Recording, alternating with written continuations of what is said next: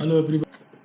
I, Dr. Sanjay Sharma, Associate Professor and Head, Department of Computer Science and Engineering, Oriental College of Technology, Bhopal. Today's our topic is conversion from मिले to Moore machine. मिले से Moore machine में हम कैसे convert करते हैं, ये हमारा आज का टॉपिक है. Conversion from मिले to Moore. While converting the Mealy machine to Moore machine, we will create a separate state for every new output symbol, and according to incoming and outgoing edges are distributed. इसका क्या मतलब है? इसका मतलब ये है कि जब हम मिले मशीन डिज़ाइन करते हैं तो हमें हर एक इनपुट के साथ में आउटपुट देना होता है, और जब मूरे मशीन डिज़ाइन करते हैं तो हमें हर एक स्टेट के साथ आउटपुट देना होता है. तो यहाँ पर हमारा टॉपिक है कि मिले से मूरे में कन्वर्ट करना है. तो मिले मशीन में हर एक इनपुट के साथ में आउटपुट होता है, तो हमें मैप करना होगा कि हर एक इनपुट के साथ में जो आउटपुट है उसको स्टेट के साथ में कैसे मैप करें. अकॉर्डिंगली हमको उसको मैप करना होगा, क्योंकि आपका जो मूरे मशीन है उसका आउटपुट हर स्टेट के हिसाब से हमें डिस्ट्रीब्यूट करना होगा. तो इसकी मैपिंग की एक मेथड है, उस मेथड को हम आज डिस्कस करेंगे कि कौन कौन से स्टेप्स हैं, कैसे हम इसको मैप कर सकते हैं. तो step number 1, for each state Q I, मान लीजिए कोई स्टेट क्यू आई है, calculate the number of different outputs that are available in the transition table of the Mealy machine. इसका क्या मतलब है? ये जो फर्स्ट स्टेटमेंट है इसमें बोल रहा है कि कैलकुलेट करिए कि जो भी आपकी स्टेट्स हैं उनके कौन कौन सी स्टेट के डिफरेंट आउटपुट है. इसका क्या मतलब मैं आपको इस स्लाइड में समझाना चाहूँगा कि इसका मतलब ये होता है कि जैसे मान लीजिए ये आपका स्टेट का कॉलम है और ये भी आपके स्टेट के कॉलम है, ये और ये. क्योंकि आपने जो भी इनपुट दिया है इधर 0 और 1, इसके हिसाब से आप किसी दूसरी स्टेट पर जो रीच करते हैं, नेक्स्ट स्टेट मिलती है, वो ये है. लेकिन अल्टीमेटली टोटल स्टेट हमारे पास कितनी है? 4.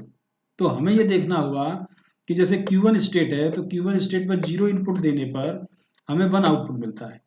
इसी तरीके से इस कॉलम में कहीं भी 0 इनपुट देने के बाद अगर Q1 है तो उसका आउटपुट हमें देखना है कि 1 ही है कि कुछ और भी है. इसी तरीके से कंटिन्यू में 1 इनपुट के लिए हमें चेक करना है कि Q1 अगर इस कॉलम में है तो उसका आउटपुट क्या है.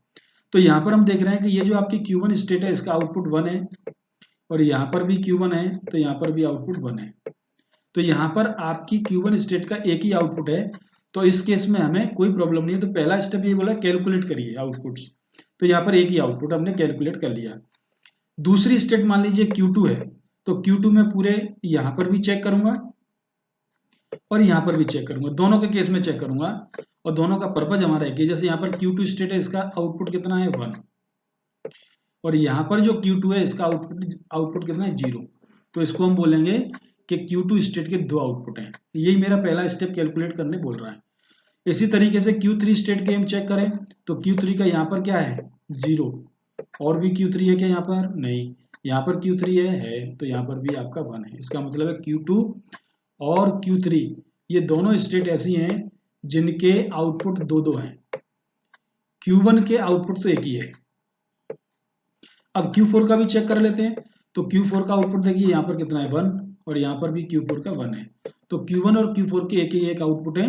Q2 और Q3 के आउटपुट 2-2 हैं. तो ये हमने चेक कर लिया, मतलब मैंने फर्स्ट स्टेप वाला काम मेरा ये था. सेकंड जो स्टेप है उसका काम क्या है? कॉपी स्टेट QI के जो भी आपकी ट्रांजिशन है उसको कॉपी करें. If all the outputs of QI are the same, अगर सेम है तो, जैसे Q1 और Q4 के हमारे सेम थे आउटपुट, तो हम उसको सिंपल एज सिंपल कॉपी उसको कर लेंगे. अब उसके बाद बोलता है कि break QI into n states as Qin, मतलब वो स्टेट्स जिनके आउटपुट एक से ज्यादा थे उनको हमें ब्रेक करना है, उनको हमें स्प्लिट करना है. कितनी स्टेट में स्प्लिट करना है? जितनी स्टेट में आपके आउटपुट डिफरेंट आए हैं. दो दो डिफरेंट आए हैं तो 2-2 स्टेट में स्प्लिट करेंगे. अगर 3-3 में होते तो 3-3 स्टेट में स्प्लिट करते.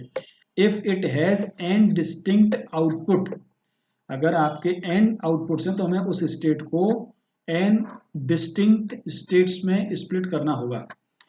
स्टेप नंबर 3, तो हम स्टेप डिस्टिंक्ट में कैसे इसको स्प्लिट करेंगे, यहाँ पर मैं आपको बता देता हूँ कि ये जो टेबल बनाई है, जैसे Q2 स्टेट थी, तो Q2 स्टेट को मैंने यहाँ पर Q2 0 and Q2 1 Q2 0 Q2 1 में स्प्लिट किया और Q3 0 Q3 1 में स्प्लिट किया। थर्ड स्टेप आपका क्या है? थर्ड स्टेप बोलता है कि if the output of initial state is 0, insert a new initial state at the starting which gives 1 output. तो ये आपको यहाँ पर ऐसी कोई प्रॉब्लम क्रिएट नहीं करेगा, लेकिन हम इसको आगे इसको एक्सप्लेन करेंगे। तो पहले इन दोनों पॉइंट्स को हम कवर कर रहे हैं, यही मेजर हैं। तो सबसे पहले मैंने क्या किया, जो आपकी Q2 स्टेट थी उसको Q2 0 और Q2 1 में स्प्लिट कर दिया, और Q2 स्टेट का जो आउटपुट मेरे को यहाँ पर लिखना है, जैसे Q4 मैंने रिपीट कर दिया, क्योंकि Q4 आपकी स्प्लिट हुई नहीं है, तो मैंने सेम कॉपी कर दिया यहाँ पर। यहाँ पर ये Q2 था, आप इस टेबल को देखेंगे, इस टेबल में ध्यान से देखेंगे तो यहाँ पर Q2 का आउटपुट क्या है, 0 है। तो मैं जब Q2 को स्प्लिट करूंगा, जैसे यहाँ पर Q2 का आउटपुट 0 है, तो यहाँ पर 0 है, तो लेकिन मेरी स्टेट Q2 तो दो पार्ट में स्प्लिट हो गई, Q2 0 और Q2 1। तो मैं यहाँ पर क्या लिखूंगा, जो नेक्स्ट मेरी टेबल है यहाँ पर लिखूंगा Q2 0। क्यों? क्योंकि इसका आउटपुट क्या है, 0। तो मैंने 0 आउटपुट के लिए Q2 0 स्टेट रखा है और 1 आउटपुट के लिए Q2 1। तो देखिए मैंने यहाँ पर Q2 0 और आउटपुट क्या लिख दिया, 0। यहाँ पर मैंने केवल Q2 नहीं लिख सकता, Q2 0 लिखना पड़ेगा। तो ये आपको ध्यान रखना है जब भी आप इस टेबल को बनाएंगे, ठीक है। तो नेक्स्ट Q2 0 और Q2 1, तो यहाँ पर Q2 स्टेट का जो स्टेट आउटपुट थे Q4 थे, तो दोनों में सेम आ गए, यहाँ पर स्प्लिट की जरूरत नहीं, यहाँ पर भी आपका Q4 आ गया। Q3 को मैंने स्प्लिट किया, तो देखिए Q3 को प्रीवियस अगर टेबल में देखेंगे जो आपकी गिवन है, Q3 का आउटपुट क्या है, Q2 और Q3। तो Q2 और Q3 दोनों को मैंने स्प्लिट किया है, तो किस में स्प्लिट किया, Q2 0 और Q2 1। तो यहाँ पर मैं क्या लिखूंगा, Q2 0 की Q2 1। अगर आउटपुट 1 है तो मैं टेबल में Q2 1 लिखूंगा, Q3 का आउटपुट 1 है तो मैं यहाँ पर Q3 1 लिखूंगा। तो देखिए वही मैंने आपको टेबल में आगे करके बताया। Q3 0 में देखो यहाँ पर 1 आउटपुट था, तो मैंने दोनों जगह कॉपी कर दिया, Q2 1 यहाँ पर भी 1 था, तो मैंने Q3 1 स्प्लिट कर दिया। अगर ये मान लीजिए आउटपुट्स 1 होते, 0 होते, तो मैं यहाँ पर Q3 0 दोनों जगह कर देता। यही इसका एक मेथड है जिससे हम इसको कन्वर्ट करते हैं। नेक्स्ट आपका है Q4। तो देखिए नेक्स्ट जो टेबल बनाई है स्प्लिट करने के बाद, तो ये Q4 हो गया। आउटपुट यहाँ पर Q3 स्टेट थी, लेकिन यहाँ पर आउटपुट 0 था, तो यहाँ पर मैंने Q3 0 कर दिया। इसी तरीके से यहाँ पर Q1 है आउटपुट, तो Q1 को तो स्प्लिट किया नहीं है, तो Q1 को मैंने स्प्लिट नहीं किया, तो इसलिए Q1 को Q1 रहने दिया, और आउटपुट आपका बने तो सेम कॉपी कर दिया।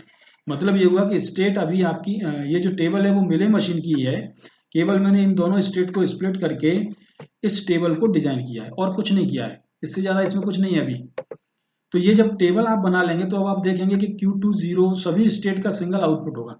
जैसे Q1 यहाँ पर है तो इसका 1 है, और कहीं भी Q1 है तो इसका 1 है। अब Q4 है तो यहाँ पर भी 1 है, Q4 का यहाँ पर भी 1 है, जहाँ भी Q4 आएगा 1 ही होगा। Q2 0 यहाँ पर है तो इसका 0 ही है, Q2 1 का आउटपुट आपका हमेशा 0 1 ही मिलेगा, एक जैसे होंगे। मतलब अब आपकी टोटल नंबर ऑफ स्टेट्स होंगे 6, तो 6 स्टेट के आउटपुट आपके सेम होंगे, डिफरेंट नहीं होंगे। अब इसको हम मूरे मशीन में कैसे कन्वर्ट करेंगे, तो मूरे मशीन की टेबल का जो स्कीमा है वो स्कीमा सबसे पहले बना लें।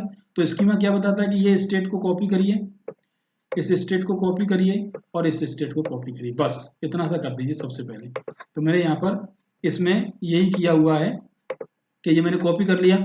अब ये मुझे आउटपुट जो लिखना है, आउटपुट में कैसे लिखूंगा, आउटपुट में लिखूंगा जैसे Q1 का आउटपुट क्या है 1, तो मैं Q1 के स्टेट के रिस्पेक्ट में जो आउटपुट कॉलम है उसमें 1 लिख दूंगा। Q2 0 का आउटपुट क्या है, तो देखिए इस पूरी टेबल में देखिए यहाँ पर केवल अब मेरे को ये दोनों कॉलम देखने हैं, तो यहाँ पर देखूंगा तो Q2 0 का आउटपुट क्या है 0। तो देखिए यहाँ पर मैंने Q1 का आउटपुट जो लिखा है, Q1 का आउटपुट क्या लिखा है, Q1 स्टेट ये है, इसका आउटपुट 0 लिखा है। Q2 0 का आउटपुट मैंने 1 लिखा है। इसी तरीके से उस प्रीवियस टेबल में Q2 1 का आउटपुट 1 था तो मैंने डायरेक्ट 1 लिख दिया, Q3 0 का आउटपुट 1 था वो भी मैंने लिख दिया। तो जो भी आपको आउटपुट मिले वो डायरेक्ट आपको यहाँ लिखना है। तो ये इसका मेथड होता है, इसी तरीके से आपको कन्वर्ट करना है। तो कन्वर्ट करने के बाद ये आपकी मूरे मशीन की टेबल बन गई, और इसका आप डायग्राम भी बना सकते हैं। तो मुझे उम्मीद है कि आपको समझ में आया होगा। Thank you very much.